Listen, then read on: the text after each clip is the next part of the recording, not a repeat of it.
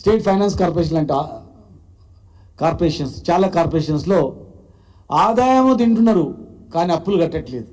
అది మళ్ళీ తెలంగాణకు భారం అవుతుంది.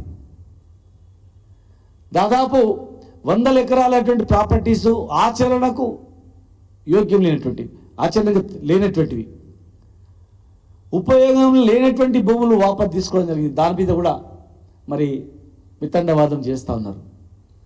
జిల్లా కార్యాలయ హెడ్ ఆఫీసెస్ అంటే జిల్లా కార్యాలయాలు కాదు, హెడ్ ఆఫీస్ అంటే రాష్ట్రంలో ఉన్నటువంటి కార్యాలయాలనే విభజన. కానీ జిల్లా కార్యాలయాలు కూడా కార్పొరేషన్లో ఉన్నటువంటి జిల్లా కార్యాలయాలు కూడా విభజన చట్టానికి వ్యతిరేకంగా మాకు వాటా ఉంది అని వితండవాదం చేయడం అనేది ఇది శాశ్వత పరిష్కారం గురించి కాదు. శాశ్వతంగా కొట్లాడాలా అనుకున్న వాళ్ళే కాలుకి తీస్తే మెడకేస్తే కాలుకి వేస్తారని చెప్తాం. ఆ విధంగా ఉంటుంది. కనుక అదన్నీ గతంలో మనకి కాకుండా ఆస్తుల విషయంలో అన్నిట్లో చేయాలి. ఈరోజు ఆర్టీసీ సంస్థ కానీ దిల్ డైరీ డెవలప్మెంట్ కార్పొరేషన్ అనేక రకాల సంస్థలు ఉన్నాయి. అవన్నీ కూడా విభజన చట్టానికి లోబడి కాకుండా వ్యతిరేకంగా వాదనలు వినిపిస్తూ ఉన్నారు. కనుక దాన్ని అన్ని చేయాలి. సెక్షన్ 71B ప్రకారం స్టేట్ ఫైనాన్స్ కార్పొరేషన్ మెంబర్స్ వాళ్ళే ఉన్నారు కనుక బోర్డు తీర్మానం చేసి మేము తీర్మానం చేసినాం ఇది మాకు చెందుతుంది అనే విధంగా ఆస్తులలో మాకు వాటా ఉంది అనే విధంగా చేయడం జరిగింది. ఇది తప్పు. కేంద్రం కూడా ఇది తప్పని నిర్ధారించినా కూడా దాన్ని కూడా వాళ్ళు చేయట్లేదు. హైదరాబాద్ చుట్టుపక్కల అనేక రకాల ఆస్తులు ఉన్నాయి. ఇక్కడ ప్రాపర్టీ వాల్యూ ఎక్కువ ఉంది కనుక ఈ ఆస్తుల వాటా ఉన్నట్లయితే పర్మనెంట్గా మనకు ఏపీ ఆస్తులు హైదరాబాద్లో ఉన్నట్లుంటేటువంటి కుట్ర కూడా ఉంది. కనుక దాన్ని మనం ఛేదించాల్సిన అవసరం ఉంది. దాదాపు 5,000 ఎకరాల భూమి దిల్ భూములు ఉన్నాయి. మరి 5,000 ఎకరాల హైదరాబాదు రంగారెడ్డి జిల్లాలో ఉన్నటువంటి ఈ 5,000 ఎకరాల భూమి పైన కూడా కన్నేసింది. 5,000 ఎకరాల భూమి మనకేమైనా విజయవాడలో జానేడు జాగా ఉందా? విశాఖపట్నంలో 3 జాగా అడుగుతున్నామా?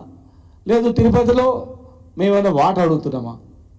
ఇక్కడ హైదరాబాద్లో ఉన్నటువంటి 1,000 ఎకరాలు 5,000 ఎకరాల భూములపైన కన్నేసి మాకు కూడా అది వాటా ఉందంటే ఇది ఎక్కడి న్యాయం? కనుక ఎక్కడైనా కన్వెన్స్ చేయడానికి వచ్చినా దయచేసి అది చేయొద్దు.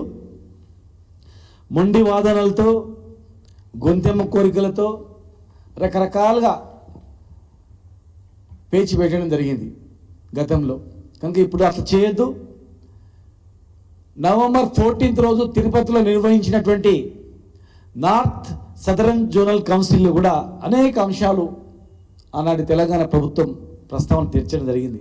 కానీ మళ్ళా తాజాగా ఎజెండాలో రకరకాల చేర్చి హైదరాబాద్ ఆదాయంలో కూడా మాకు వాటా కావాలి, హైదరాబాద్ ఆదాయంలో కూడా మాకు వాటా ఇవ్వాలని చెప్పి వితండవాదం చేయడం.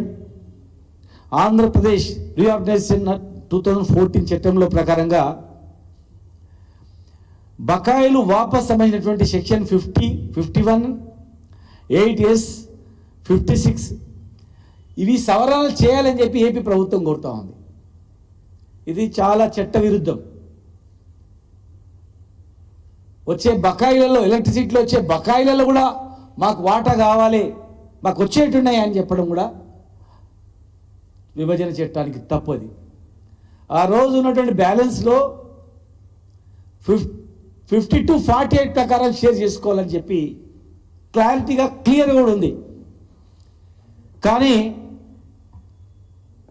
ఆ రోజు ఉన్నటువంటి నగదు ఖాతాలో ఉన్నటువంటి నగదును కూడా తెలంగాణకి ఇవ్వలేదు. బకాయిలో వాటా అడుగుతున్నారు, ఆ రోజు ఉన్నటువంటి నగదులో వాటా ఇవ్వలేదు. మరి విద్యుత్ సంస్థల బకాయిలు తమకు వస్తాయని చెప్పి ఒకవైపు చెప్తూ ఇవన్నీ తీసేసినా కూడా విద్యుత్ బకాయిలు మొత్తం తీసేస్తే కూడా 4,000 కోట్లకు పైగా తెలంగాణ ఇక్కు ఆంధ్రప్రదేశ్ ప్రభుత్వమే ఇవ్వాల్సి ఉంది.